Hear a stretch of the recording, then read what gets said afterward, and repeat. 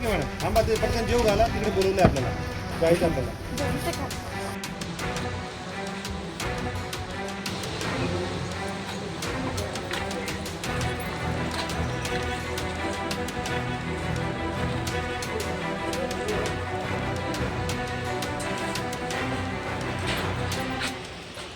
Sir काय सांगाल, Shanipeth police स्टेशनच्या हद्दीमध्ये एक बांगलादेशी महिलेचा रहिवास आढळून आलेला आहे, नेमकं काय प्रकरण आहे?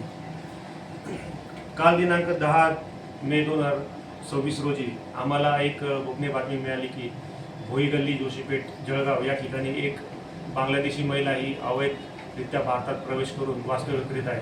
त्यानुसार आम्ही त्या ठिकाणी पंचांसहित जाऊन खात्री केली. तेव्हा आम्हाला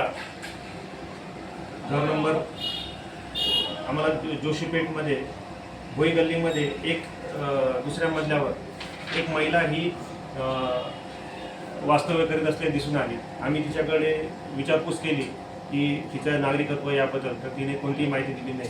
तिच्याकडे सखोल चौकशी केल्यावर असं समजलं की सदरची महिला आहे, महिलेचे नाव हे कोनिका राणी श्यामलचंद्र राय, तिचं वय 20 वर्ष आहे आणि ती दिनाजपूर बांगलादेश या देशातील रहिवासी आहे.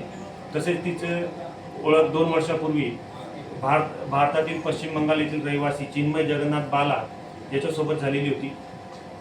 त्यानंतर त्यांचे आपसात प्रेम संबंध झाल्याने तिने हे 5 डिसेंबर 2024 रोजी भारतात अनधिकृतरित्या प्रवेश केला आणि ती त्याच्यासोबत ही तेव्हापासून जळगाव येथे राहत होती. चिन्मय जगन्नाथ बाला हा सोने कारागीर आहे. हा जळगाव येथे सोने घडवण्याचं काम करतो आणि तो ते सदरच्या महिलेला त्याने आसरा देऊन तो तिच्यासोबत राहत होता. त्यांच्या घरगडतीमध्ये त्यांच्या ताब्यात एक महिलेचा पासपोर्ट मिळून आलेला आहे. सदरचा पासपोर्ट हा बांगलादेश येथील आहे. तसेच तिचे शाळेचे मार्कशीट आणि बांगलादेश येथील जन्मदाखला हे मूळ कागदपत्र मिळून आलेले. यावरून सदरची महिला ही बांगलादेश येथील रहिवासी असल्याचे निष्पन्न झाले. तिने कोणताही व्हिसा घेतलेला पासपोर्टमध्ये आढळलेला नाही आहे. त्यानुसार त्या महिलेविरुद्ध आणि तिला आसरा देणारा चिन्मय जगन्नाथ बाला यांच्या विरुद्ध आपण शनीपेठ पोलीस स्टेशनला CCTS नंबर 101/26 इमिग्रेशन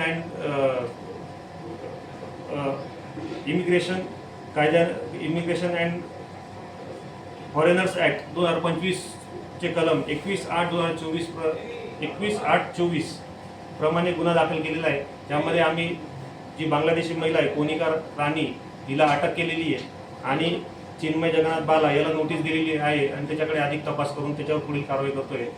तसंच त्यांना रिमांड आम्ही आज कोर्टात हजर करून पुढील कारवाई करणार आहे. सर त्यांची इंस्टाग्रामवरून ओळख झाली होती आणि नंतर प्रेमसंबंध झाले होते अशी एक प्राथमिक माहिती आहे. हो, अशी आम्ही त्यांच्याकडे तपास केल्यावर तिचं जे भारतात येण्याचं प्रयोजन होतं त्याबद्दल चौकशी केली तेव्हा तिने अशी माहिती दिली आम्हाला दोघांनी.